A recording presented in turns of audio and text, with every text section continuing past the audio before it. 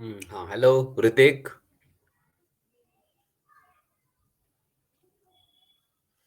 हाँ ऋतिक, मेरी आवाज आ रही है? Am I Audible?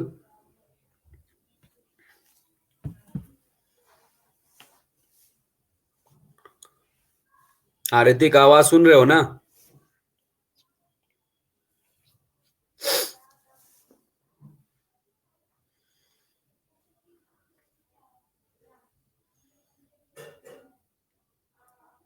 हेलो।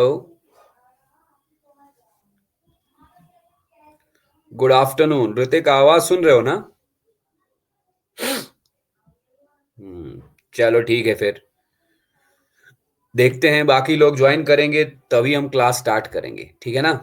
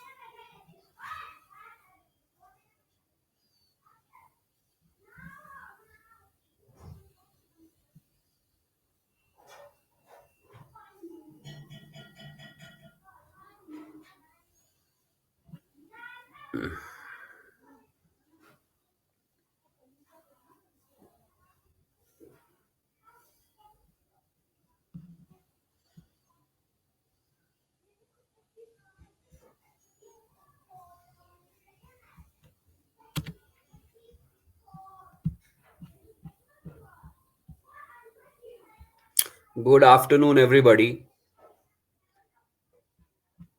हाँ, सबको आवाज आ रही है? बताओ मुझे। कोई ऐसा बंदा है या कोई ऐसा बच्चा है जिसको मेरी आवाज नहीं सुनाई दे रही? सबको आ रही है ना आवाज?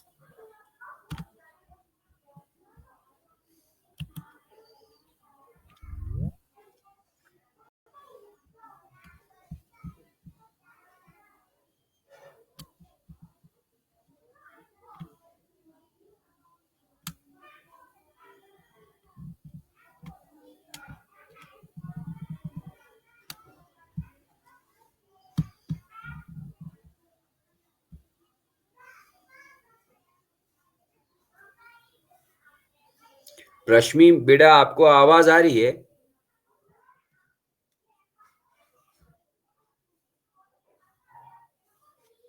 चलो फिर ठीक है।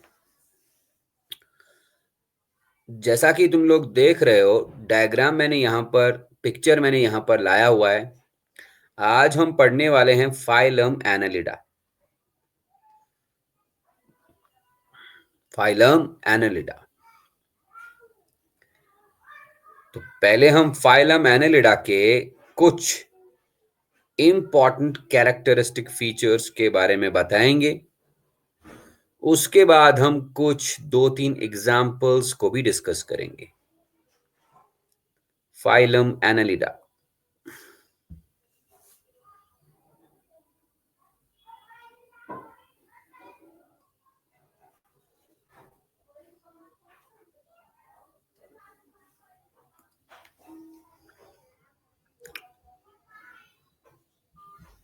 ठीक है ना?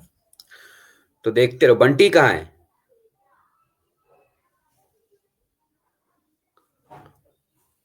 पता नहीं क्या हो गया उसको, आजकल क्लास में आता ही नहीं है, बहुत कम आता है वो।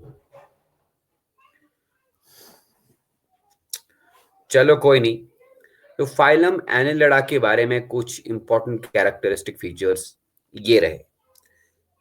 पहला कैरेक्टरिस्टिक फीचर अगर मैं लिखूं तो ये एक्वाटिक भी हो सकते हैं और टेरेस्ट्रियल भी हो सकते हैं। मैं लिखूंगा फाइलम एनिलिडा के members, they may be aquatic. They may be aquatic. बताओ एक्वाटिक का मतलब? हाँ, एक्वाटिक का मतलब which live in water. Great. They may be aquatic तो मतलब जो पानी में रहेंगे। वाटर लिविंग और टेरेस्ट्रियल।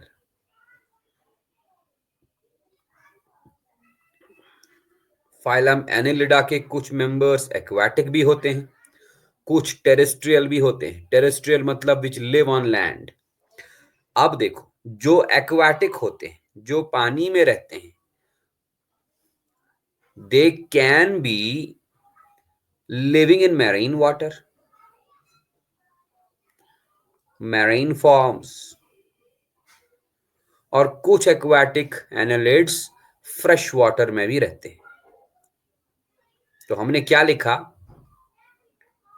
हमने लिखा कि फाइलम एनालिडा के मेंबर्स एक्वाटिक भी होते हैं और कुछ मेंबर्स टेरेस्ट्रियल भी होते हैं। अब जो एक्वाटिक होंगे वो मैरीन वाटर में भी रह सकते हैं। Some are marine water forms और some are fresh water forms. ठीक है ना? टेरेस्ट्रियल बोले तो they are living on land, जमीन पे रहेंगे, सॉइल में रहेंगे। ठीक है ना? अब दूसरा फीचर मैं लिखूं तो ये पैरासिटिक नहीं होते। हाँ, कुछ मेंबर्स पैरासिटिक होते हैं, बट ज्यादातर ये फ्री लिविंग होते हैं। तो annelids are free living animals. Mostly they are free living, mostly. ज्यादातर एनिमल्स एनालिडा में फ्री लिविंग होते हैं, but some forms are parasitic as well. Some forms are parasitic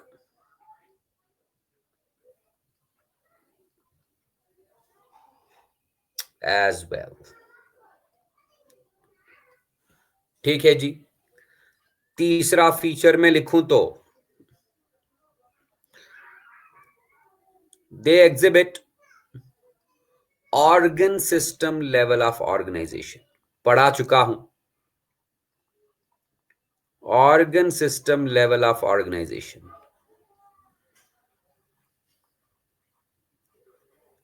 मैं फिर से फ्लैशबैक में जाऊं तो मैं बोलूं, अगर पॉरीफेरा की बात करें, पॉरीफेरा में स्पॉन्जेस आते हैं। पॉरीफेरा में होता है cellular level of organization. Porifera के बाद हम क्या पढ़े थे? सीलंट्रेटा या नाइडेरिया, उनमें होता है टिश्यू लेवल ऑफ ऑर्गेनाइजेशन। फिर मैंने कहा था टीनोफोरा, उनमें भी होता है tissue level of organization. Then हमने प्लैटीहेल्मिन्थेस पढ़ा। प्लैटीहेल्मिन्थेस में ऑर्गन लेवल ऑफ ऑर्गेनाइजेशन होता है। उसके बाद मैंने कहा था एस्कहेल्मिन्थेस। एस्कहेल्मिन्थेस को हम निमेटोडा भी बोलते हैं। एस्कहेल्मिन्थेस के आगे जितने भी एनिमल्स आएंगे, एनिलिडा हो, आर्थ्रोपोडा हो या कोई और, उन सब में organ system level of organisation ही होता है।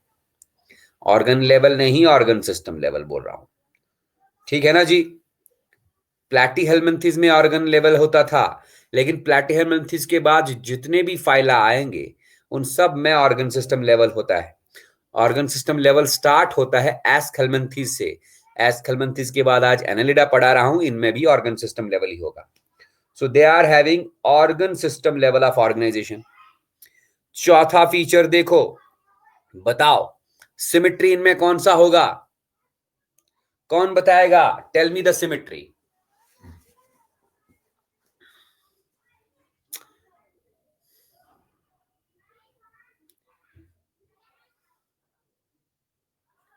हाँ, एनीवन? नहीं, बायलैटरल। Very good. इनमें बेटा बायलैटरल सिमेट्री होता है। These animals exhibit bilateral symmetry. ये पॉइंट भी मैं बता चुका हूं। Bilateral symmetry. देखो, पॉरीफेरा के एनिमल्स एसिमेट्रिकल होते हैं। हाँ, कुछ मेंबर्स पॉरीफेरा के हैं जिनमें रेडियल सिमेट्री होता है। सीलंट्रेटा के एनिमल्स में रेडियल सिमेट्री होती है। टीनोफोरा में रेडियल सिमेट्री होती है। टीनोफोरा के बाद आता है प्लैटीहेल्मिन्थेस। प्लैटीहेल्मिन्थेस से लेके लास्ट तक जितने भी फाइलम हैं, उन सारे एनिमल्स में बायलैटरल सिमेट्री। मैंने बताया था तुम लोगों को, प्लैटीहेल्मिन्थीज एक पहला ऐसा फाइलम है जिनमें बायलैटरल सिमेट्री स्टार्ट होता है। प्लैटीहेल्मिन्थीज से आगे जितने भी एनिमल्स आएंगे सब में बायलैटरल सिमेट्री। और बायलैटरल सिमेट्री क्या है?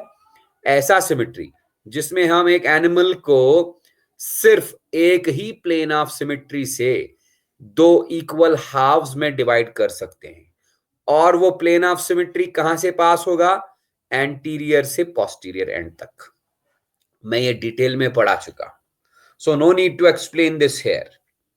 फिर मैं लिखूंगा दे आर ट्रिप्लोब्लास्टिक एनिमल्स।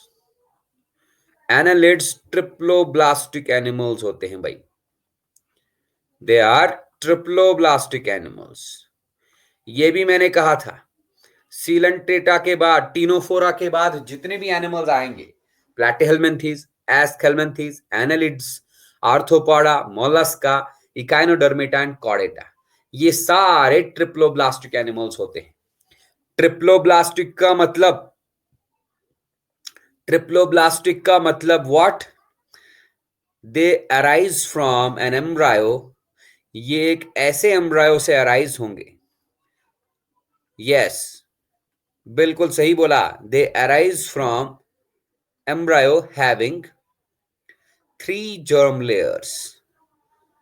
ऐसे एम्ब्रायो से अराइज होंगे जिनमें 3 जर्म लेयर्स होंगे। कौन कौन सा germ layer? Ectoderm, mesoderm and endoderm. ऐसे एनिमल्स जो एक्टो, मेसो, एंडोडर्म वाले एम्ब्रायो से अराइज होंगे, ऐसे एनिमल्स को हम ट्रिप्लोब्लास्टिक एनिमल्स बोलते हैं। ठीक है ना? फिफ्थ, सिक्स्थ वाला पॉइंट देखो। Next point is they show metameric segmentation. They show metamerism, true metamerism. Metamerism मैंने कहा था, इनकी बॉडी जो होगी that will be divided into segments. जैसा यहां देख लो, इस डायग्राम में अर्थवर्म वाला डायग्राम देखो, दिख जाएगा तुम लोगों को। अर्थवर्म वाली पिक्चर में अर्थवर्म बहुत सारे छोटे छोटे सेगमेंट्स में डिवाइड हुआ है। ये नेरीज वाला डायग्राम देखोगे, यहां भी दिख जाएगा, नेरीज की बॉडी में भी बहुत सारे सेगमेंट्स हैं।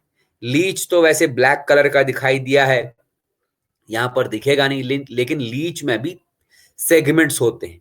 लीच में बेटा कितने सेगमेंट्स होते हैं याद रखियो, लीच में लगभग 33 मेटामियर्स होते हैं। मेटामियर बोले तो सेगमेंट्स। ये सीलिया नहीं है, बताऊंगा आगे, टेंशन मत लो। अर्थवर्म में मैंने कहा था, अर्थवर्म में जो कॉमन इंडियन अर्थवर्म है उसमें 80 से लेके 120 मेटामियर्स होते हैं अप्रोक्सीमेटली। मेटामियर्स को हम सेगमेंट्स भी बोलते हैं। तो ऐसा प्रोसेस जिसमें एक एनिमल की बॉडी मेटामियर्स में डिवाइड होता है, जिसमें एक एनिमल की बॉडी सेगमेंट्स में डिवाइड होता है, तो बॉडी इज डिवाइडेड इनटू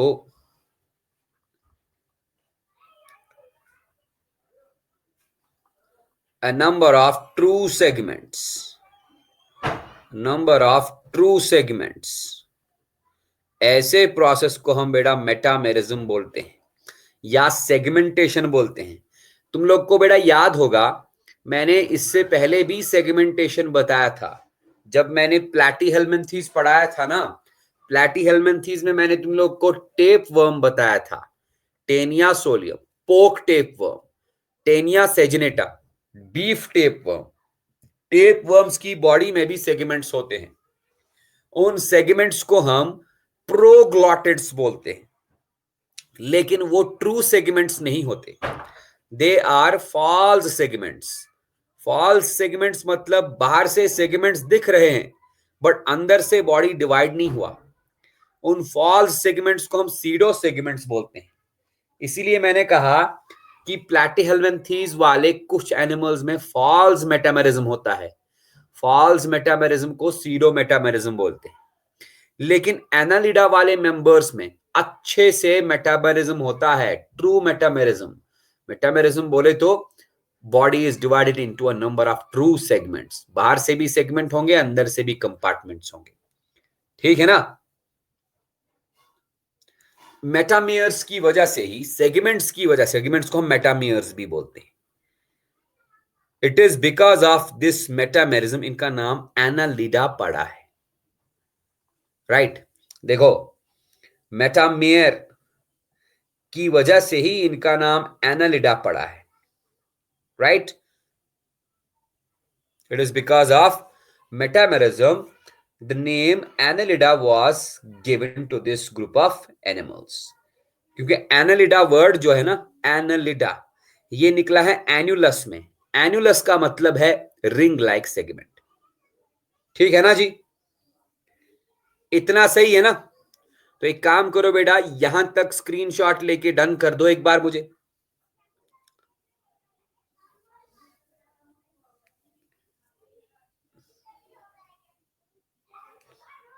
हाँ, स्क्रीनशॉट ले लिया। सौम्या, स्क्रीनशॉट ले लिया ना?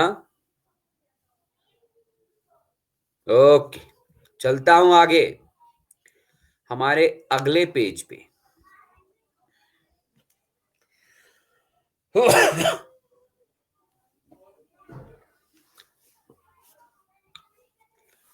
देखो भाई, एक और डायग्राम में लाऊंगा।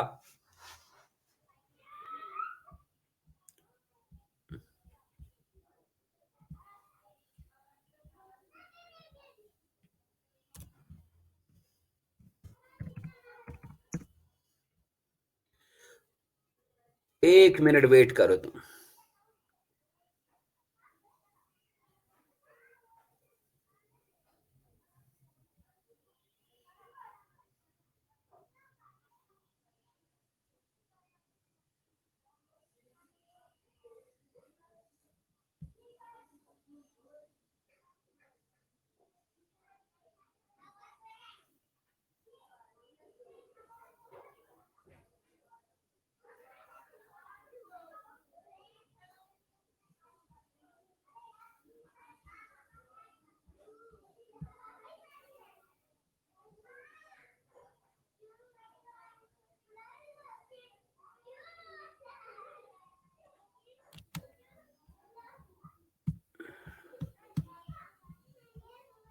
ये मैंने यहां पर डायग्राम डालना है।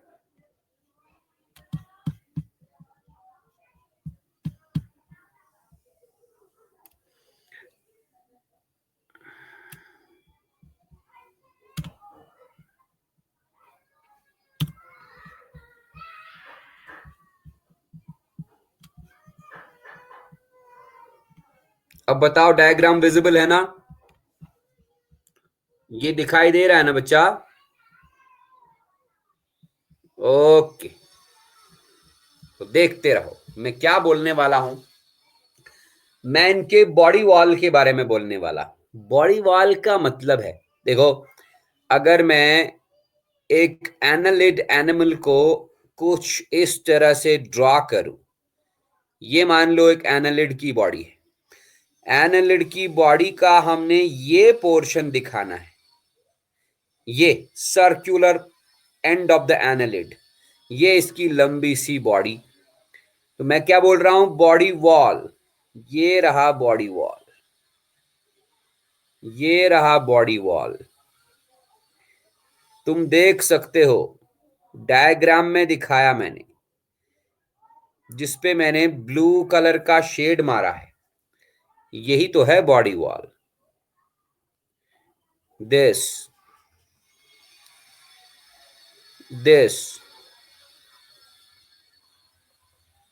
तो this is none other than body wall.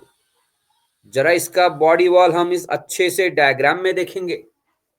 देख लो, बॉडी वॉल में सबसे बाहर एक कवरिंग होती है सेल्स की। This covering is known as epidermis, मैंने मार्क किया।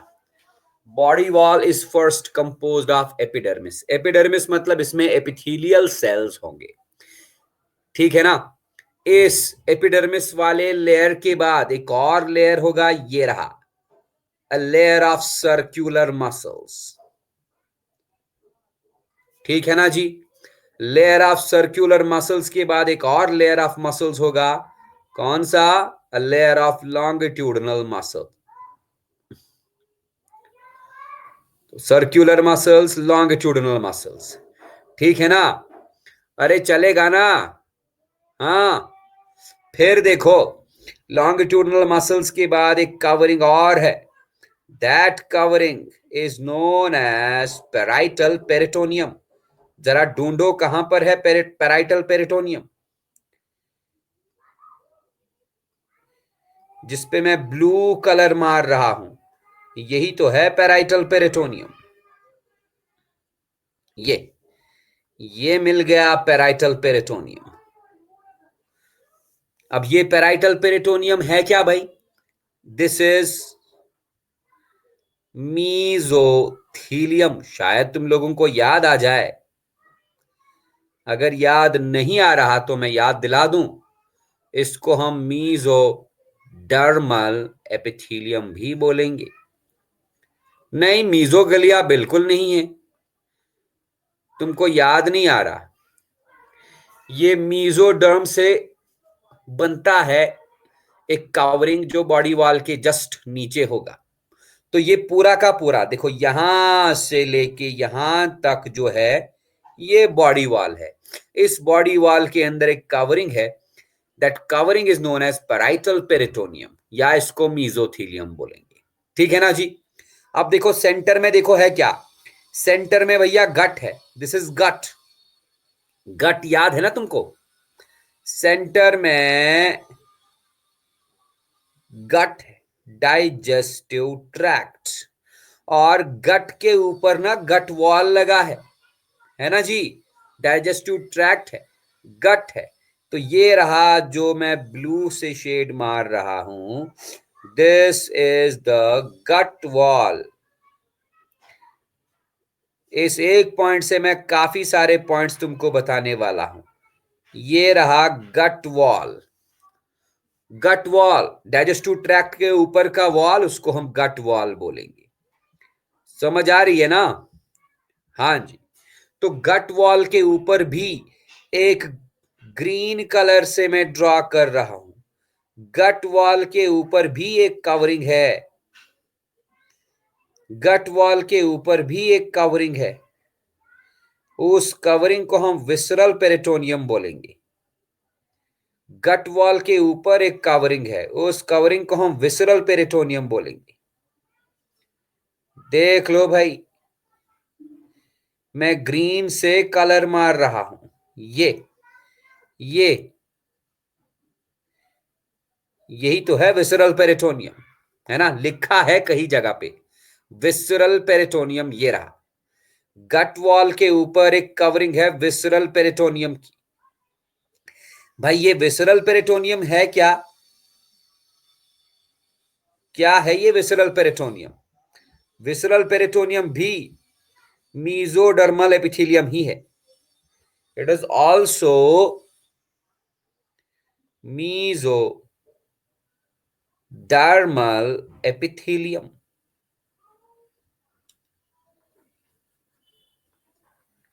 Mesodermal epithelium.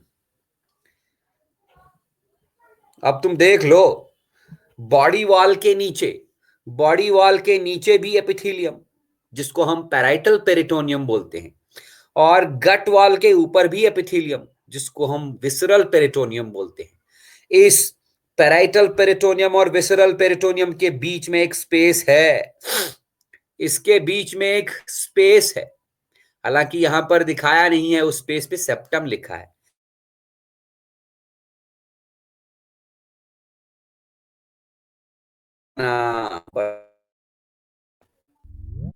टेल मी, यही तो है बॉडी कैविटी। इस बॉडी कैविटी को हम क्या बोलेंगे? ब्रूसीलोम। समझ आई बात? तो मेरे कहने का मतलब ये था कि इनका जो बॉडी वॉल है, बॉडी वॉल आवाज कट रही है क्या? वेट करो, मैं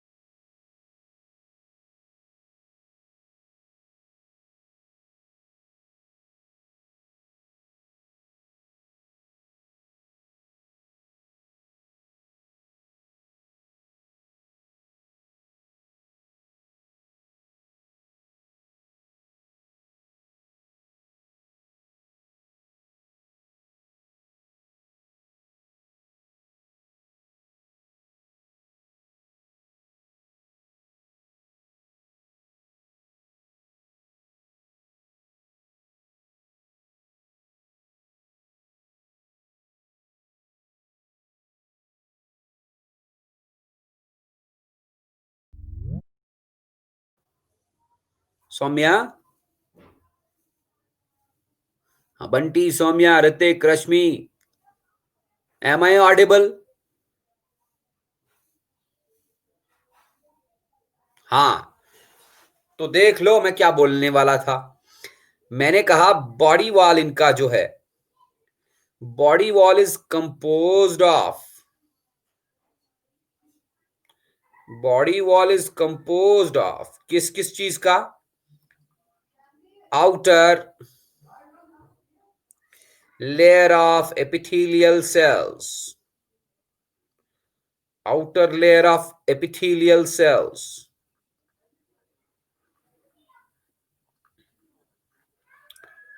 इस outer layer of epithelial cells को हम क्या बोलते हैं? It is known as epidermis. लिखा है, मैंने दिखाया एपिडर्मिस। उसके बाद a layer of which muscles, circular या longitudinal? A layer of circular muscles.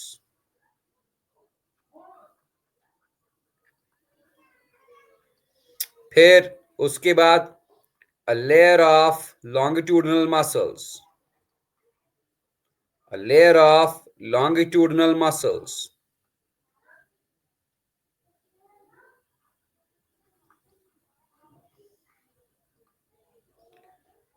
फिर उसके बाद a layer of parietal peritoneum, a layer of parietal peritoneum.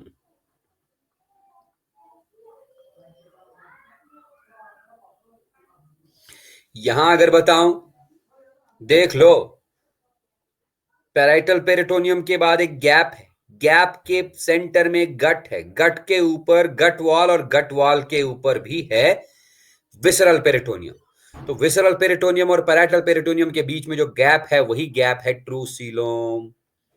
ठीक है, यहां तक क्लियर है ना? बेटा इसका स्क्रीनशॉट लेके मुझे रन कर दो।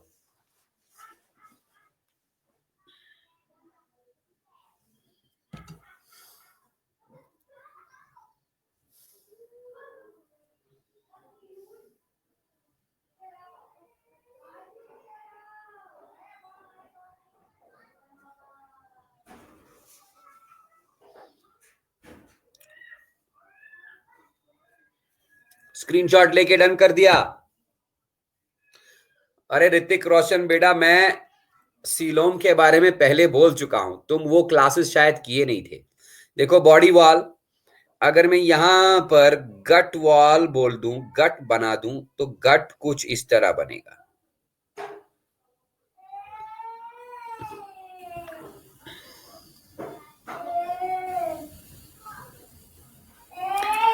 देखो ये रहा गट, बॉडी वॉल और गट वॉल।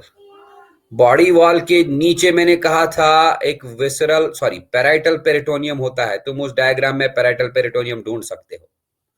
और गट वॉल के ऊपर मैंने कहा विसरल पेरिटोनियम होता है। ये रहा गट वॉल, इसके ऊपर विसरल पेरिटोनियम है। बॉडी वॉल के जस्ट नीचे पैराइटल पेरिटोनियम है।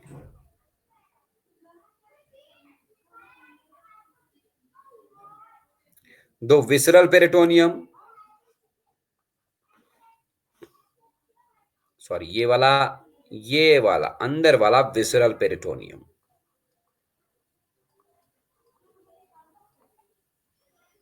और ये वाला है पेराइटल पेरिटोनियम। दोनों पेरिटोनियम क्या है? They are the derivatives of mesodermal epithelium. Parietal peritoneum, तो विसरल पेरिटोनियम और पेराइटल पेरिटोनियम के बीच में जो गैप है, यही गैप तो है ट्रू सीलोम।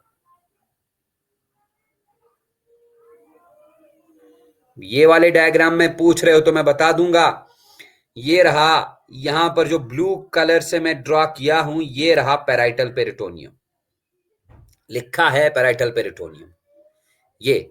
और गट वॉल के ऊपर जो मैं ग्रीन कलर से ड्रॉ किया हूं, वो रहा विसरल पेरिटोनियम, लिखा है।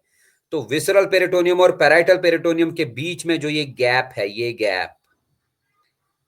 गैप, इसी गैप को भैया हम ट्रू सीलोम बोले। अब बताओ, अब क्लियर हो गया?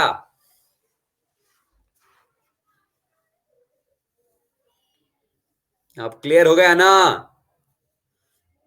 हाँ ऋतिक, जल्दी बोलो भाई।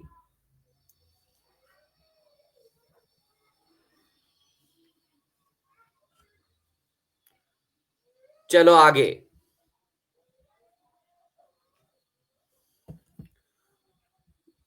तो भाई ध्यान से देखोगे तो मैं क्या बोलने वाला था। अब हमको पता चल गया कि इनके बॉडी वॉल में मसल्स होते हैं। कौन कौन से muscles? Circular muscles and longitudinal muscles. ये मसल्स कॉन्ट्रैक्ट और रिलैक्स होंगे, और कॉन्ट्रैक्ट और रिलैक्स होने से ये मदद करते हैं बॉडी, पूरी बॉडी को कॉन्ट्रैक्ट रिलैक्स करने में, जिससे इनमें मूवमेंट में मदद मिलती है। तुम लोग देख सकते हो, देखा होगा एक अर्थवर्म कैसे मूव करता है। एक अर्थवर्म अपनी बॉडी को कॉन्ट्रैक्ट और रिलैक्स करके ही मूवमेंट करता है। बॉडी का कॉन्ट्रैक्शन और रिलैक्सेशन तभी होता है जब बॉडी वॉल में अच्छे खासे मसल्स हो। और बॉडी वॉल में कौन से मसल्स होते हैं मैं बता चुका हूं। सो मैंने यहां पर क्या लिखना है? The circular muscles of body wall, circular and longitudinal muscles of body wall, circular and longitudinal muscles of body wall of body wall help in locomotion। Locomotion मतलब मूवमेंट। ये इन एनिमल्स को मूव करने में मदद करेगा। नॉट ओनली दिस, इधर देखो, अगर मैं एक अर्थवर्म की बॉडी को ड्रॉ करूं, ये मान लो अर्थवर्म की बॉडी है, let it is N earthworm,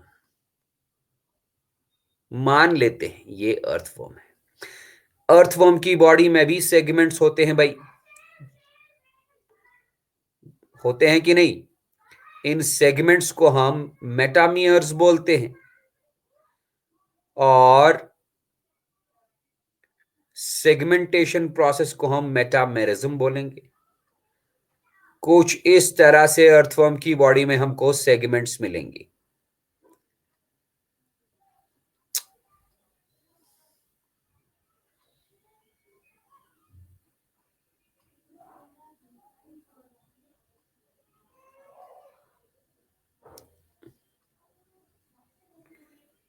ठीक है ना?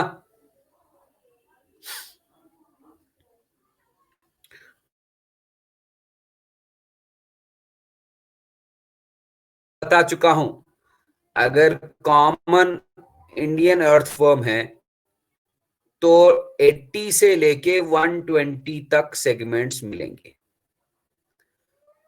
ओके, अर्थवर्म को बहुत ध्यान से देखोगे, मैग्नीफाइंग ग्लास लगा के देखोगे, तो तुम लोग को पता चलेगा कि हर सेगमेंट के सेंटर में, जब अर्थवर्म चलता है ना, तो पेट के बल हर सेगमेंट के सेंटर में एक ही पतली साइन होती है।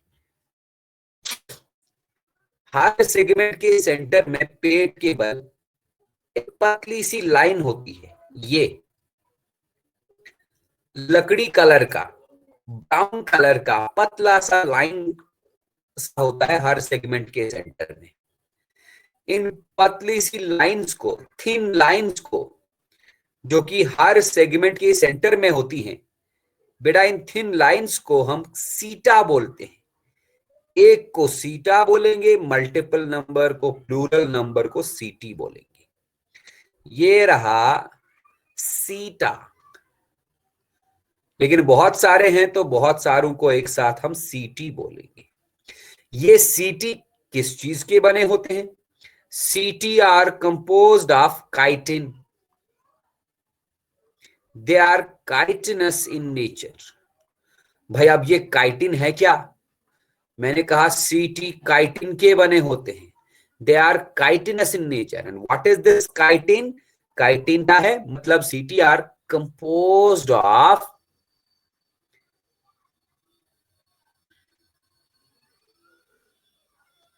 पॉलीसेकेराइड।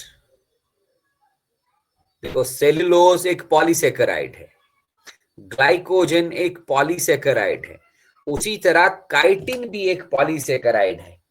उसी काइटिन के बने होते हैं ये setae, composed of a polysaccharide known as chitin. अब तुम लोग बोलोगे सर पॉलीसेकेराइड्स क्या होते हैं? बेटा polysaccharides are none other than carbohydrates. एक तरह का कार्बोहाइड्रेट है ये काइटिन, एक तरह का पॉलीसेकेराइड है। ये अर्थवर्म के हर सेगमेंट के सेंटर में, आपको देख लेना आराम से, ध्यान से, कहीं पे अर्थवर्म को उठा लेना और फिर मैग्नीफाइंग ग्लास से इसके पेट की तरफ देखना, तो पेट के साइड में तुम लोग को बहुत फाइन लाइंस मिलेंगी। दीज आर वेरी फाइन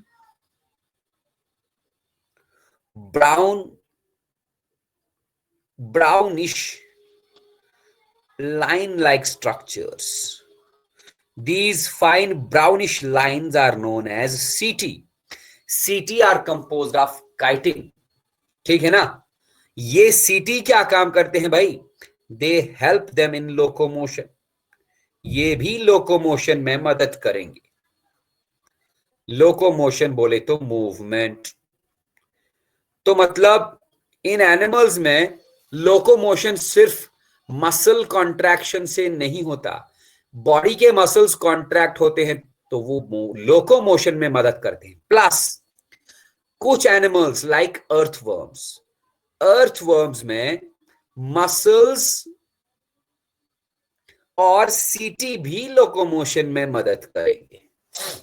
इतना ही नहीं, एक और एनिमल है, एक मिनट ध्यान से देखिए।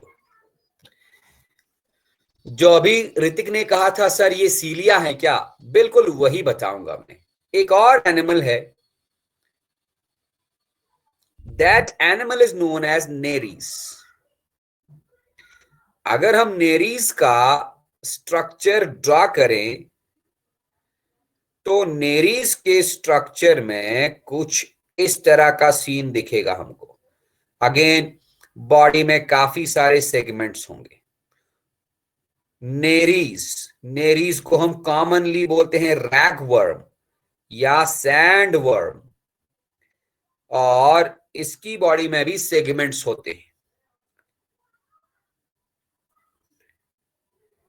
एक मिनट, ये मान लो नेरीज का बॉडी है,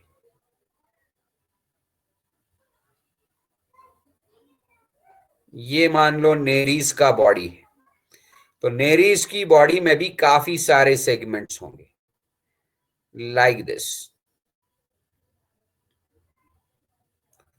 हर सेगमेंट के ऊपर दो पैर मिलेंगे। जैसे हमारी बॉडी के ऊपर 2 पेयर्स ऑफ लिम्ब्स होते हैं, बिल्कुल नेरीज की बॉडी के ऊपर हर सेगमेंट में 2 पैर होंगे। यहां देखो, ये ये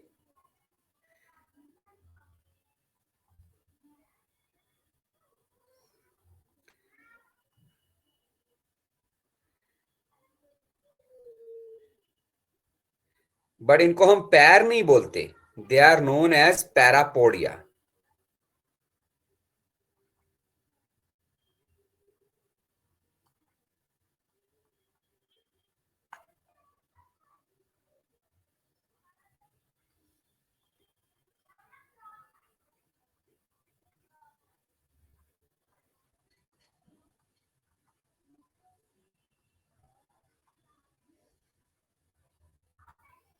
ऐसे करके लास्ट तक, ठीक है ना जी। क्या बोलते हैं इनको? This animal is none other than Nereis. और नेरीज की बॉडी में क्या होते हैं? पैरापोडिया। ये पैरापोडिया काइटिन के नहीं बने होते, दे आर मस्कुलर स्ट्रक्चर्स, है ना। पैरापोडिया कैसे होते हैं? ईच सेगमेंट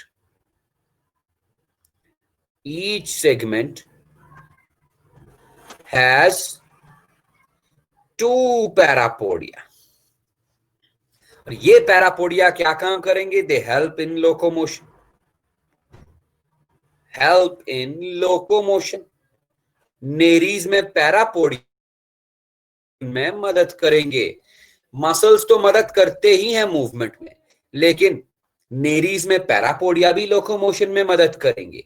अर्थवर्म में काइटिन के सीटी भी लोकोमोशन में मदद करेंगे। अब देखो, अब अगर मैं लीच को ड्रॉ करूं तो मैं आपको बता दूं, लीच में आगे से एक सकर होता है।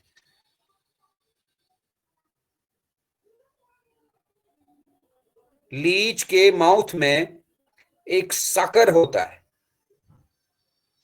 है ना, जिससे ये ब्लड सक करता है। तो मान लो ये है लीच का body,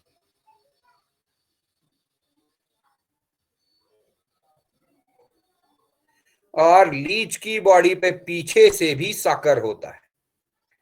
this is the sucker, anterior sucker और पोस्टीरियर सकर। प्लस लीच की बॉडी में भी बहुत सारे सेगमेंट्स मिलेंगे। कितने सेगमेंट्स मिलेंगे मैंने आपको बता दिया बेटा। लीच की बॉडी में अप्रोक्सीमेटली 33 सेगमेंट्स होते हैं, है ना। तो लीच मूवमेंट कैसे करेगा?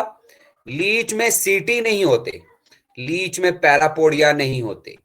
फिर क्या? लीच के बॉडी वॉल में दो तरह की मसल्स हैं, मैं पहले ही बता चुका हूं। अर्थवर्म के बॉडी वॉल में दो तरह की मसल्स हैं, मैं पहले ही बता चुका हूं। नेरीज के बॉडी वॉल में भी दो तरह की मसल्स हैं।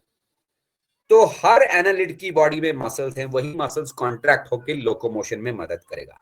प्लस लीच की बॉडी में सकर भी है, आगे से सकर, पीछे से sucker. These suckers also help in locomotion. Leech में सकर भी लोकोमोशन में मदद करेगा, ठीक है ना भाई। तो कुल मिला के हमने क्या सीखा? हमने ये सीखा कि एनालिड्स में लोकोमोशन होती है, मूवमेंट होती है। किससे? जब लॉन्गिट्यूडनल और circular muscles of the body contract करते हैं, they help in locomotion. Plus they also have some locomotory structures. Annelids में कुछ लोकोमोटरी स्ट्रक्चर्स भी होते हैं। लोकोमोटरी स्ट्रक्चर्स मतलब जो मूवमेंट करने में मदद करेंगे। कौन से लोकोमोटरी स्ट्रक्चर्स होते हैं? लाइक सीटी। सीटी किन में? सीटी इन अर्थवर्म्स। सीटी काइटिन के बने होते हैं।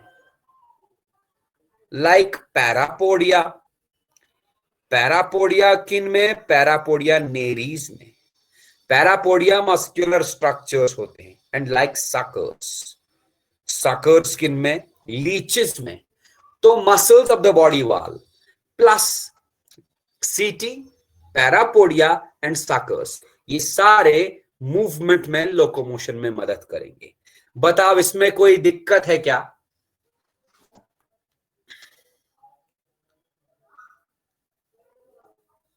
तो एक काम करो ना, फिर स्क्रीनशॉट लेके डन मार दो।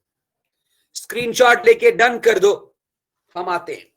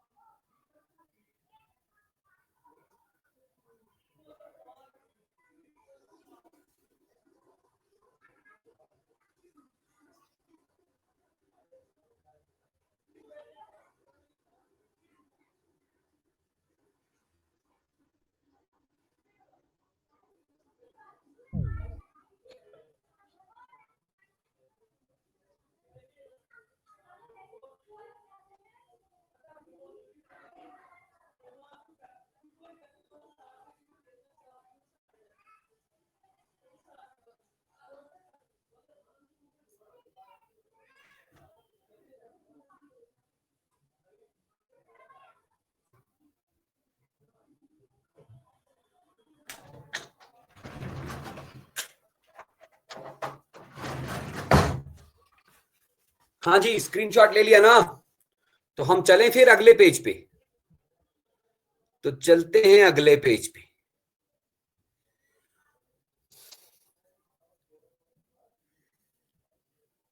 ये देखो भाई,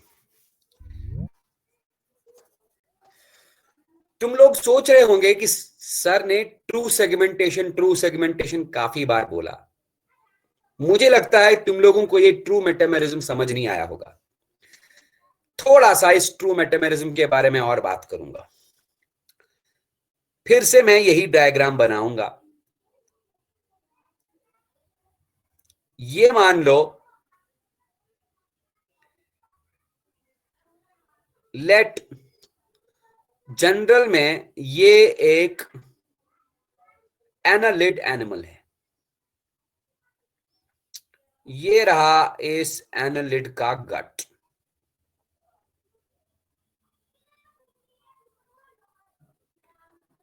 गट समझते हो ना? Digestive tract. ठीक है ना भाई?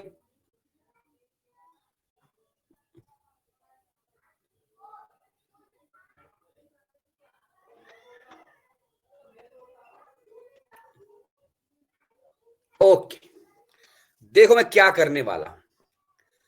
अगर मैंने कहा कि यहां से यहां तक एक सेगमेंट है बॉडी में, तो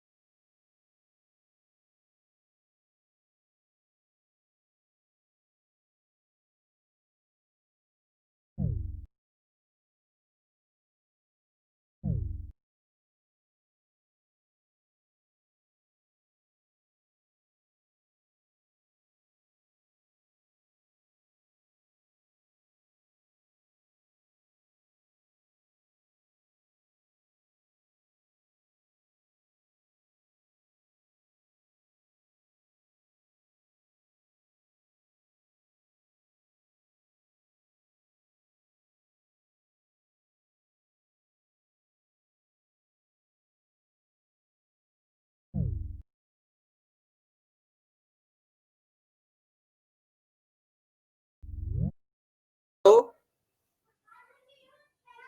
हाँ, आवाज आ रही है ना? अरे क्या हो गया तुम लोग को?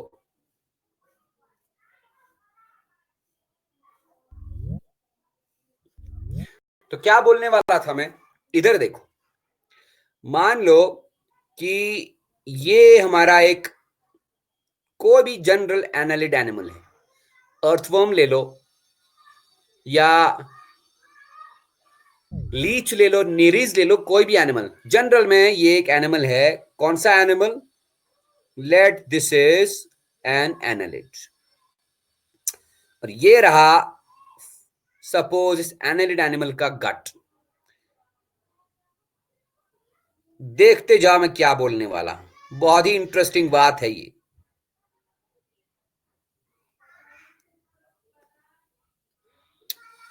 लेट यहां से यहां तक एक सेगमेंट है। ये रहा बॉडी में एक सेगमेंट। फिर यहां से यहां तक मान लो दूसरा सेगमेंट।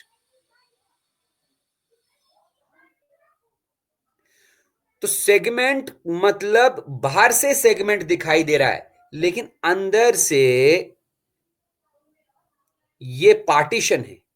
इस पार्टीशन ने अंदर से भी एनिमल की बॉडी को डिवाइड करके कमरे बनाए हैं, कंपार्टमेंट्स बनाए हैं।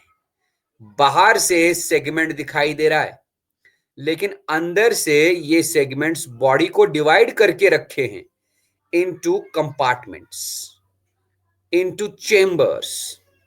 समझ रहे हो बात? बाहर से अगर सेगमेंट है, अंदर से बॉडी डिवाइड हुआ है into as many compartments as there are segments. मतलब कहने का यह है कि ये रहा एक कंपार्टमेंट,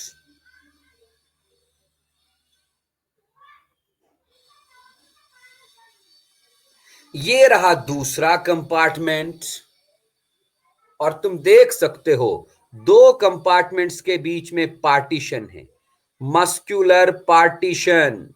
इन दो कंपार्टमेंट्स के बीच में पार्टीशन है, मस्कुलर पार्टीशन। भाई इन पार्टीशंस को पता है क्या बोलते हैं? इन पार्टीशंस को हम सेप्टा बोलते हैं। एक सेप्टम, बहुत सारे सेप्टा। तो these are septa. Septa what they do? Septa काम क्या करते हैं? दे सेपरेट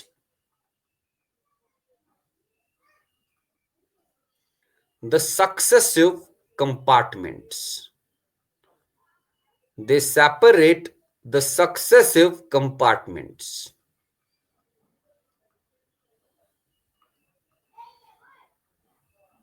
क्या समझे? कहने का मतलब यह है कि अगर एक एनिमल की बॉडी में 10 सेगमेंट्स हैं, तो मोटा मोटी उसकी बॉडी के अंदर कितने कंपार्टमेंट्स होंगे? बताओ तो जरा।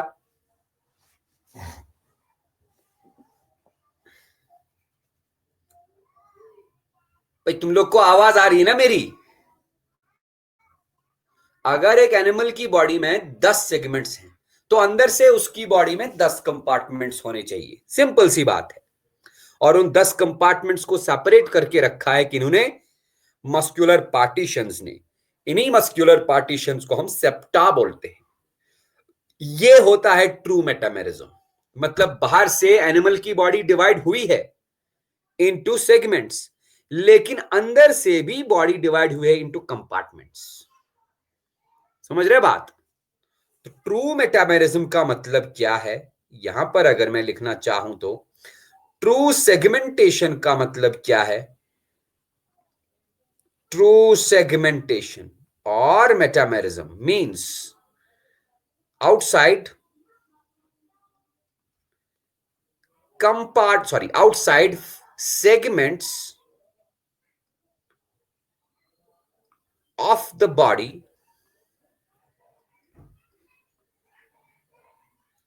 correspond to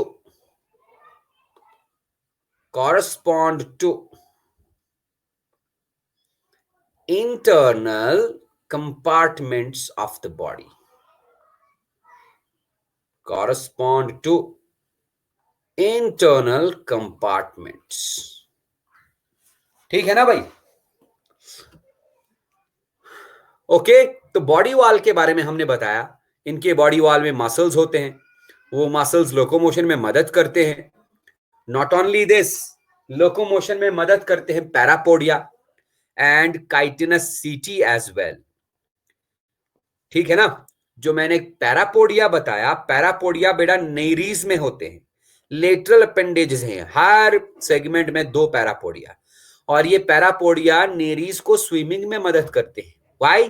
बिकॉज नेरीज पानी के पास रहता है। It is an aquatic annelid. ठीक है ना? अब देखो नेक्स्ट वाला फीचर, इनमें सर्कुलेटरी सिस्टम होगा।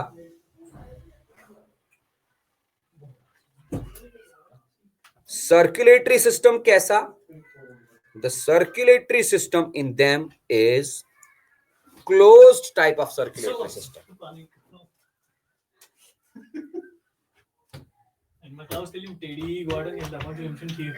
Circulatory system is of closed type. मुझे कौन बताएगा closed type of circulatory system क्या होता है? मैं पढ़ा चुका हूं ये। टेल मी।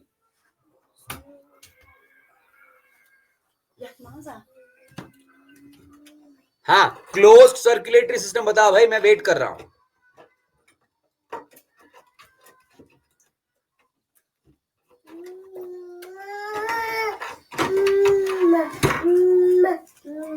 अरे कहाँ गए तुम लोग, कहाँ चले गए? हाँ बंटी, ऋतिक, रश्मि, सौम्या, कोई एक बंदा बता दो भाई। ब्लड इज सर्कुलेट, तो सर्कुलेटरी सिस्टम में तो ब्लड सर्कुलेट करेगा ही ना। ब्लड नर्व्स में फ्लो होता है, नर्व्स में, तेरी नर्व्स में ब्लड फ्लो होता है। अरे बंटी तुम तो ऐसी बात मत करो यार, तुमने तो पहले से सारी क्लासेस की है। अब सुनो, देखो, closed type of circulatory system में क्या होता है। सबसे पहले हम बात करेंगे सर्कुलेटरी फ्लूइड की। Circulatory fluid,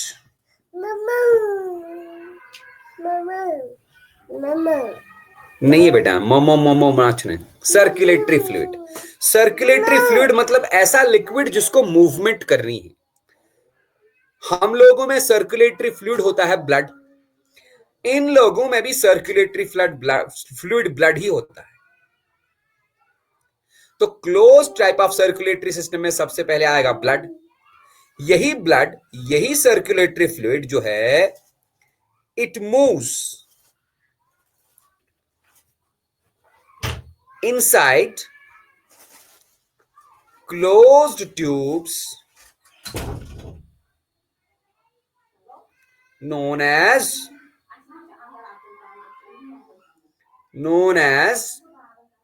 blood vessels।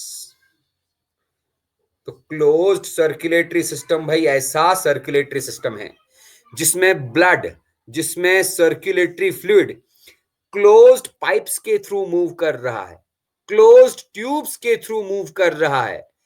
उन क्लोज्ड ट्यूब्स को हम ब्लड वेसल्स बोलते हैं। हम लोगों में भी क्लोज्ड सर्कुलेटरी सिस्टम होता है, इनमें भी क्लोज्ड सर्कुलेटरी सिस्टम होता है। मतलब ब्लड जो होगा, blood will be moving inside certain tubes, those tubes are known as blood vessels. है ना, समझ आई बात? दूसरी बात तुम याद रखोगे सर्कुलेटरी, क्लोज्ड सर्कुलेटरी सिस्टम के बारे में, क्या? देखते जाओ।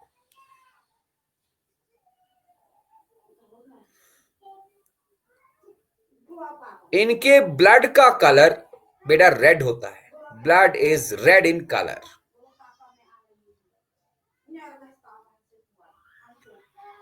Blood is red in colour. अच्छा, हमारे ब्लड का कलर कैसा होता है जरा बताओ मुझे।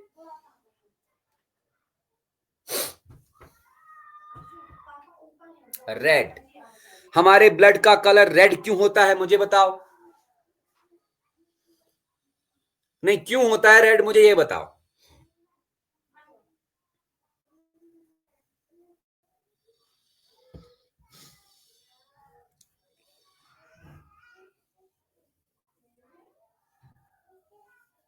कहां चले गए भाई, बोलती बंद।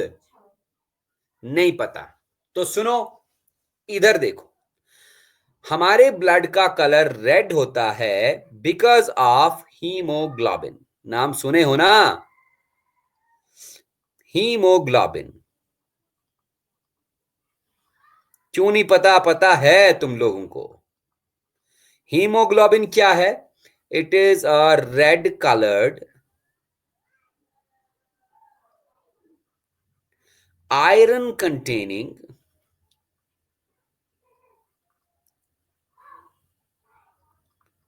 protein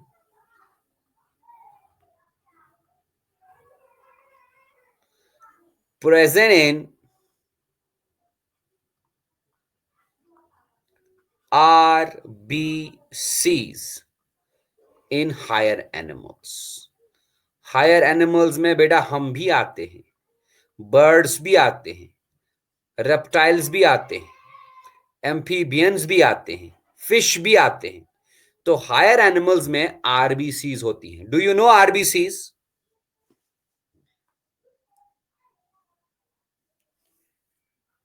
आरबीसीज के बारे में कुछ बताओ यार। Red blood cells, yes. तो हमारे ब्लड में, हायर एनिमल्स के ब्लड में आरबीसीज होती हैं।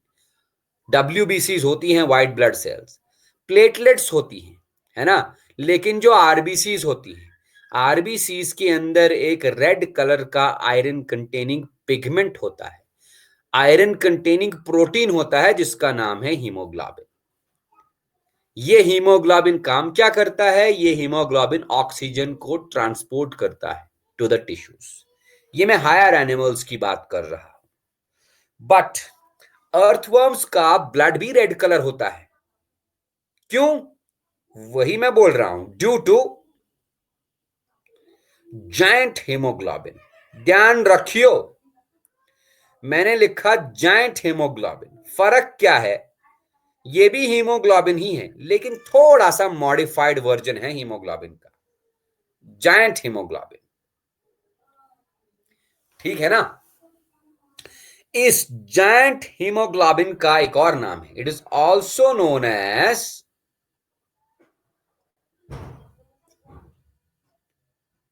चलो वो वाला नाम मत ही लिखो, जायंट हीमोग्लोबिन याद रखो। हमारा ये सॉरी अर्थवर्म्स का ब्लड, सॉरी एनालिड्स का ब्लड रेड इन कलर होता है ड्यू टू जायंट हीमोग्लोबिन। और ये जायंट हीमोग्लोबिन जो होता है, it is not present inside RBCs, not present in RBCs में नहीं होता, but present dissolved in plasma. Present, बहुत ही इंपॉर्टेंट पॉइंट है ये, dissolved in plasma of the blood. RBCs में नहीं होता, फिर कहां होता है? ब्लड प्लाज्मा में डिसॉल्व होता है। अब बोलोगे सर ऐसा क्यों? What is the reason behind this? बिल्कुल बताऊंगा मैं, देखते रहो। अर्थवर्म्स में ना ब्लड सेल्स नहीं होती। अर्थवर्म्स में blood cells are absent. Blood cells को बेटा हम कॉर्पसल्स भी बोलते हैं।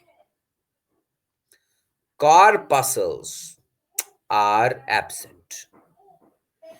इसका मतलब RBCs भी नहीं होंगे, WBCs भी नहीं होंगे, प्लेटलेट्स भी नहीं होंगे।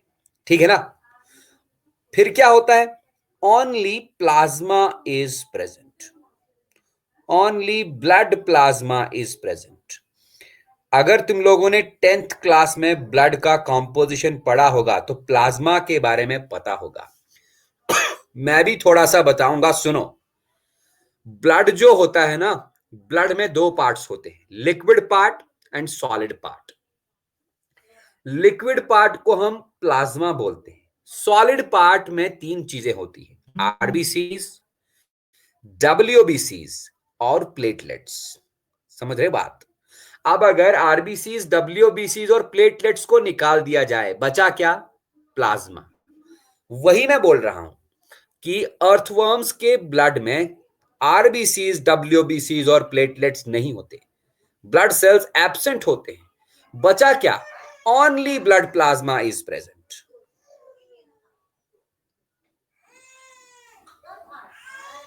किन में? अर्थवर्म्स में। अर्थवर्म्स, या अर्थवर्म की जगह हम एनालिड्स भी लिख सकते हैं। एनालिड्स। तो एनालिड्स में क्या होता है भाई? ब्लड प्लाज्मा होता है लेकिन ब्लड सेल्स नहीं होते। अब अगर ब्लड सेल है ही नहीं तो हीमोग्लोबिन रहेगा कहां? सीधी सी बात है, जो चीज इनमें है उसी में हीमोग्लोबिन रहेगा।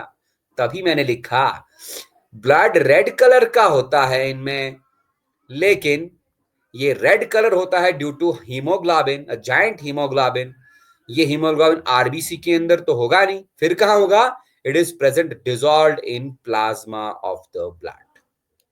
तो ब्लड इनमें रेड कलर का है, लेकिन उस ब्लड में कार्पसल्स नहीं है, ब्लड सेल्स नहीं है भाई, है ना। फिर क्या है? ब्लड में सिर्फ प्लाज्मा है, और इसी प्लाज्मा के अंदर डिसॉल्व हुआ होता है हीमोग्लोबिन। यही डिसॉल्व्ड हीमोग्लोबिन ब्लड को रेड कलर देता है। यही ब्लड क्लोज्ड ट्यूब्स में रन करता है। जिन क्लोज्ड ट्यूब्स को हम क्या बोलते हैं? Blood vessels. क्योंकि ब्लड क्लोज्ड ट्यूब्स में रन करता है, therefore the circulatory system is closed type of circulatory system. Okay, कोई दिक्कत है इसमें? Is there any doubt in this?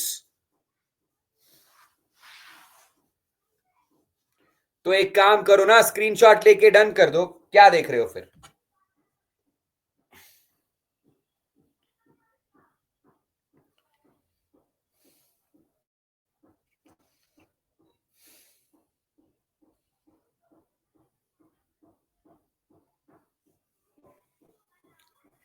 हो गया ना?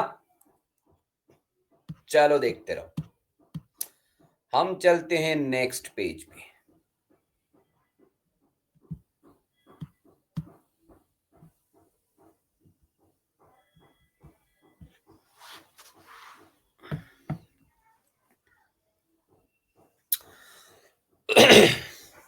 बात करते हैं इनके एक्सक्रीशन और एक्सक्रीटरी ऑर्गन्स की। एनालिड्स के एक्सक्रीटरी ऑर्गन्स की।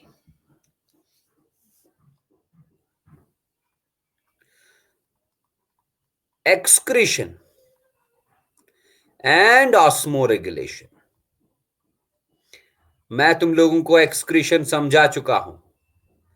एक्सक्रीशन का मतलब removal of metabolic waste from the body, and egestion का मतलब removal of undigested food from the body. Excretion और इजेशन में बड़ा फर्क है, याद होगा तुम लोगों को, बार बार नहीं बोलूंगा।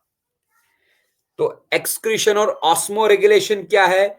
ऑस्मो रेगुलेशन का मतलब है maintenance of water level in the body. Body में वाटर कितना है और कितना रहना चाहिए, उस लेवल को मेंटेन करने की प्रोसेस को ऑस्मो रेगुलेशन बोलते हैं। तो इनमें एक्सक्रीशन और ऑस्मो रेगुलेशन होती किससे है? Excretion and osmo regulation is done by organs known as, बहुत इंपॉर्टेंट चीज है ये, नेफ्रीडिया। इनके एक्सक्रीटरी ऑर्गन्स को हम नेफ्रीडिया बोलते हैं। हम में एक्सक्रीशन होती है ऑर्गन से, उस ऑर्गन का नाम है किडनीज, लेकिन इनमें एक्सक्रीशन होती है नेफ्रीडिया से। ठीक है ना जी? ये नेफ्रीडिया बेटा 3 टाइप्स के होते हैं।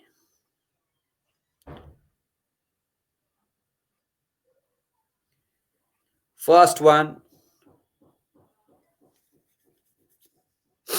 Septal nephridia. देखो नाम भी देखो कैसा है, septal nephridia.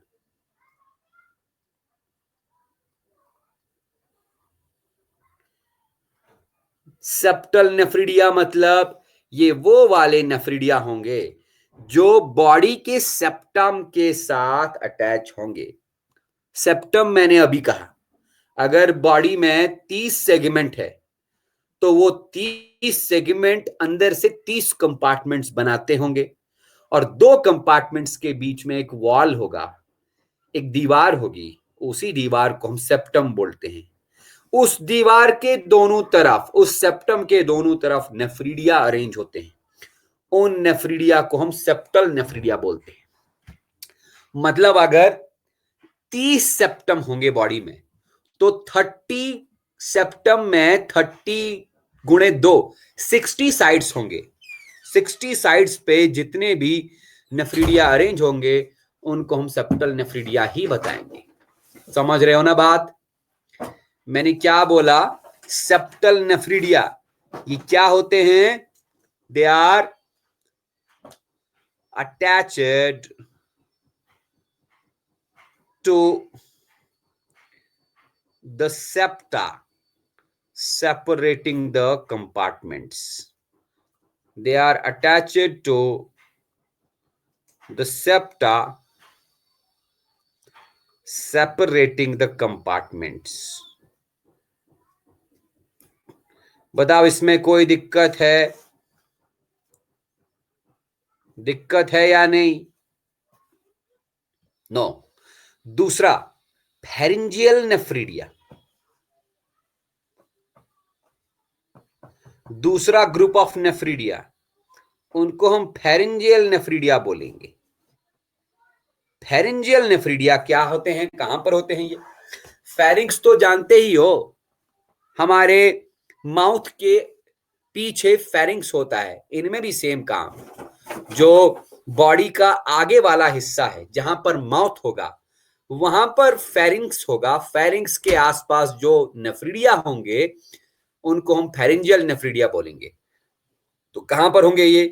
Located on the wall of pharynx.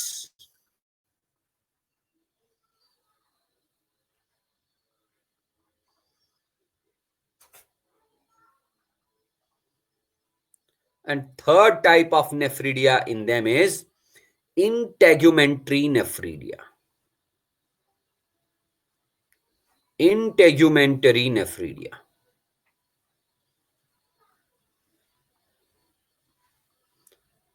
Integumentary nephridia सबसे ज्यादा यही होंगे। इंटेगुमेंट्री नेफ्रीडिया मतलब, इंटेगुमेंट का मतलब है बॉडी वॉल, तो इंटेगुमेंट्री नेफ्रीडिया का मतलब दे आर अटैच्ड टू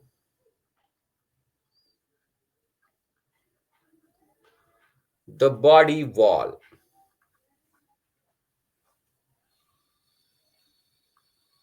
इन्हीं तीन टाइप्स ऑफ नेफ्रीडिया से एक्सक्रीशन और ऑस्मोरेगुलेशन होगा इनमें। ठीक है ना? चलेगा? अब देखो, इनका नर्वस सिस्टम, न्यूरल सिस्टम, अभी तक हमने नर्वस सिस्टम की बात किसी में नहीं की थी। हाँ, याद रखें, प्लैटीहेल्मिन्थीज में भी नर्वस सिस्टम होता है, लेकिन इल डेवलप्ड। एस्केल्मिन्थीज में भी नर्वस सिस्टम होता है, लेकिन उतना अच्छे से डेवलप नहीं होता। क्यों? क्योंकि प्लैटीहेल्मिन्थीज और एस्केल्मिन्थीज ज्यादातर पैरासिटिक ही होते हैं। सीलेंट्रेटा टीनोफोरा में भी बहुत ही रूडिमेंट्री टाइप ऑफ, बहुत negligible type of nervous system होता है। वेल डेवलप्ड नर्वस सिस्टम पहली बार इन्हीं में होगा, है ना? इसीलिए मैंने आज बोल दिया।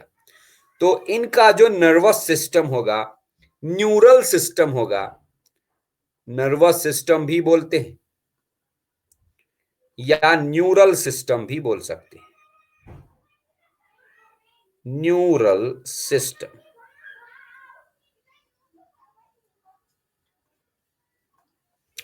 नर्वस सिस्टम और न्यूरल सिस्टम कंसिस्ट्स ऑफ, ध्यान से सुनियो मैं क्या लिख रहा हूं, क्या क्या चीज होती है नर्वस सिस्टम में?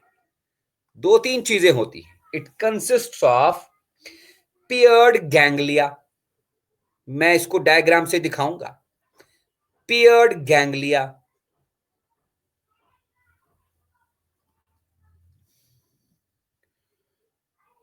कनेक्टेड बाय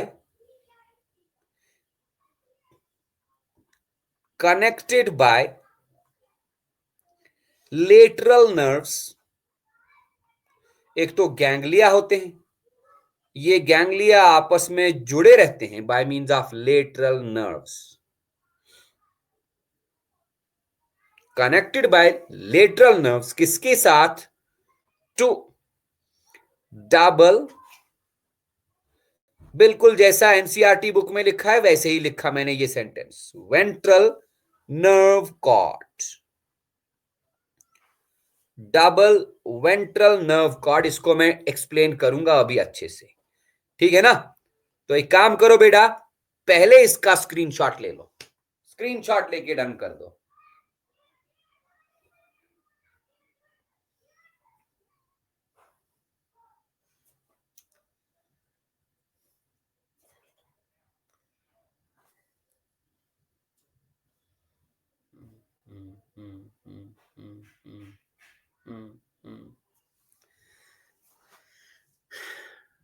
ठीक है, देखते रहिए। मैं एक नर्वस सिस्टम का डायग्राम ढूंढूंगा।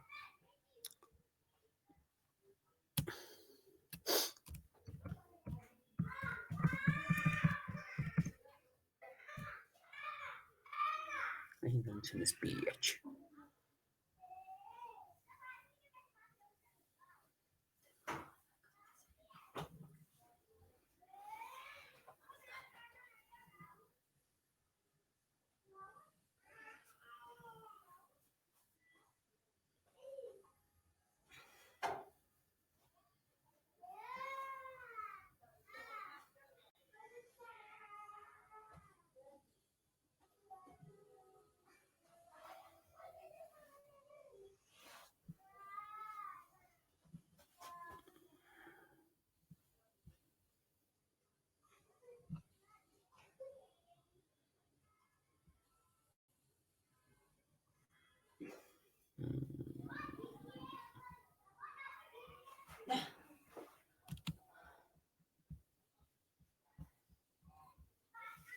देखो भाई, ये हम यहां पर डायग्राम को पेस्ट करेंगे।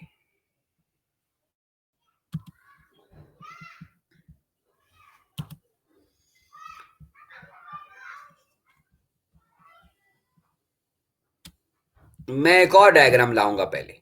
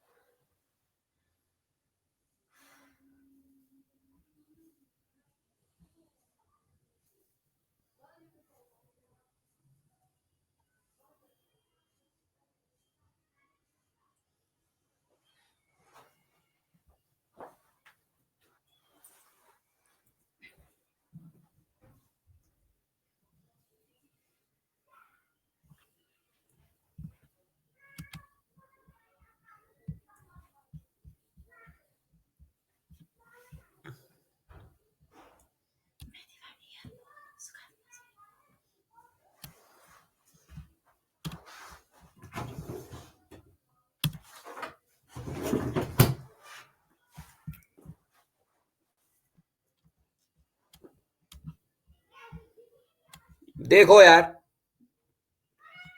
मेरे को बताओ, डायग्राम दिखाई दे रहा है ना दोनों? हाँ, बस थोड़ा सा ध्यान रखना है, फोकस रखना है डायग्राम की तरफ। ज्यादा नहीं, थोड़ा सा, हल्का सा फोकस।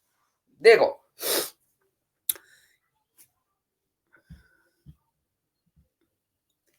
ये मैंने कहा ना कि क्या क्या चीज होती है। सबसे पहले गैंग्लिया, ये रहा एक गैंग्लियन, ये रहा दूसरा गैंग्लियन। पेयर्ड गैंग्लिया मैंने कहा। यहां देखो, लिखा है सेरिब्रल गैंग्लिया। ये रहा एक सेरिब्रल गैंग्लियन, और उसके पीछे ये रहा दूसरा सेरिब्रल गैंग्लियन, है ना? अब आप पूछोगे सर गैंग्लिया क्या होते हैं? What is a ganglion? Ganglion होता क्या है, मैं यहां पर लिखने वाला।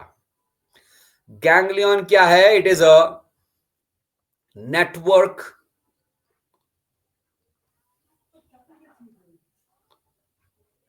और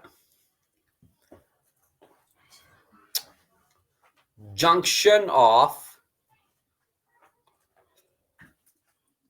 और collection of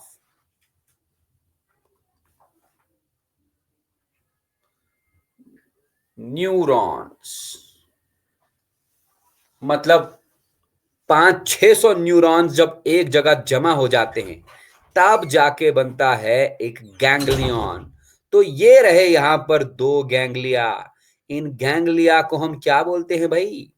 they are known as cerebral ganglia लिखा है। पेयर्ड कंडीशन में दो होते हैं तो two cerebral ganglia, paired ganglia. समझ आई बात? बताओ, समझ आई ना?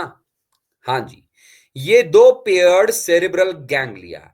ये एक सेरिब्रल गैंग्लिया से एक नर्व निकलती है, देख लो, और दूसरे सेरिब्रल गैंग्लिया से भी नर्व निकलेगी। मैं बना रहा हूं, यहां देखो, इस वाले सेरिब्रल गैंग्लिया से नर्व निकली, इस वाले सेरिब्रल गैंग्लिया से नर्व निकली, इन नर्व्स को बेटा हम सर्कम फेरिंजियल कनेक्टिव्स बोलते हैं।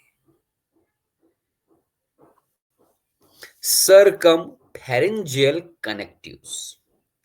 तो ये पेयर्ड गैंग्लिया दो छोटे नर्व से, जिनको हम सर्कम फेरिंजियल कनेक्टिव्स बोलते हैं, उन्हीं नर्व से ये ज्वाइन होते हैं किसके साथ? जो गट के नीचे ये रहा गट के नीचे एक नर्व कॉर्ड होता है। लेकिन ये नर्व कॉर्ड अकेला नहीं, दो होते हैं, देख सकते हो। ये रहा एक नर्व कॉर्ड और ये रहा दूसरा नर्व कॉर्ड। तभी हमने लिखा डबल नर्व कॉर्ड। वेंट्रल क्यों लिखते हैं? क्योंकि ये गट के नीचे पेट के बल होता है। अगर हम लोग में देखे ना, हम में स्पाइनल कॉर्ड कहां पर होता है? तुम लोग समझ सकते हो। स्पाइनल कॉर्ड कहां होता है? हमारे बैक साइड में होता है कि आगे?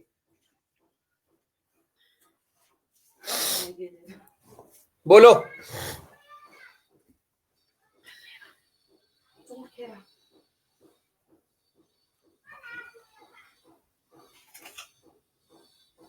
बैक हमारे बैकबोन के अंदर छुपा होता है। हमारे बैक वाला साइड को हम डॉर्सल साइड बोलते हैं। इनमें बैक साइड पे स्पाइनल कॉर्ड, बैक साइड पे ये नर्व कॉर्ड नहीं होता। इनमें स्पाइनल कॉर्ड नहीं, नर्व कॉर्ड होता है। वो कहां होता है? इनके आगे, मतलब पेट के बल। इसीलिए हमने लिखा डबल। डबल क्यों होता है मैंने दिखाया। वेंट्रल नर्व कॉर्ड लिखा है ये, this is double ventral nerve cord. और हर इस डबल वेंट्रल नर्व कॉर्ड में जगह जगह पर गैंग्लिया लगे होते हैं। देखो, यहां पर गैंग्लिया, यहां पर गैंग्लिया, यहां पर गैंग्लिया। हर सेगमेंट में डबल वेंट्रल नर्व कॉर्ड पे गैंग्लिया लगे होंगे। ये रहा गैंग्लियन, यहां पर गैंग्लिया। सो हम बोलेंगे कि इनका जो नर्वस सिस्टम है, वो नर्वस सिस्टम बना होता है किस चीज का?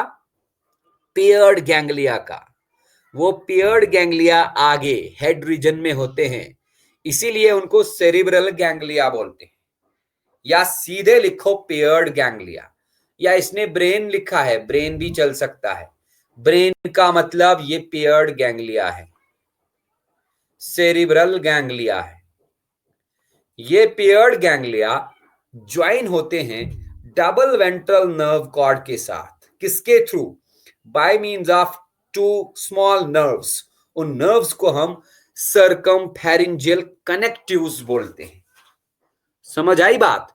और डबल वेंट्रल नर्व कॉर्ड इसलिए बोलते हैं क्योंकि ये दो नर्व कॉर्ड्स एक्चुअली होती है, और ये दो nerve cords dorsal side of the body में नहीं होते, ये बॉडी के वेंट्रल साइड में होते हैं, नीचे पेट के बल होते हैं। और इस डबल वेंट्रल नर्व कॉर्ड के ऊपर बहुत सारे गैंग्लिया होते हैं, हर सेगमेंट में 2 गैंग्लिया। बताओ, समझ आया?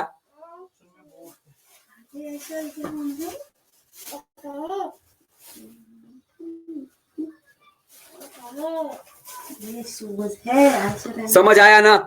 तो एक काम करो, इसका स्क्रीनशॉट ले लो,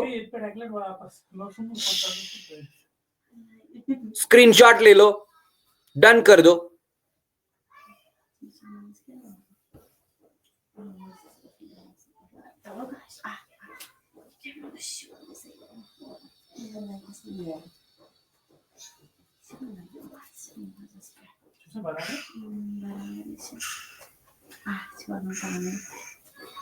ग्रेट। तो अब बस इस फाइलम एनालिडा का हम क्लासिफिकेशन लिखेंगे। क्लासिफिकेशन के बाद फाइलम एनालिडा भी खत्म हो जाएगा। वो इंशाल्लाह अगली क्लास में हम करेंगे। आज इतना ही हो पाएगा, तो अगली क्लास तक इसको रिवाइज करते रहो। लेकिन तुम लोग रिवाइज नहीं करते, मैं पूछता हूं कुछ तो तुम लोग जवाब ही नहीं देते हो। रिवाइज करते रहो। मिलते हैं अगली क्लास में, तब तक के लिए गुड बाय। क्लास दिया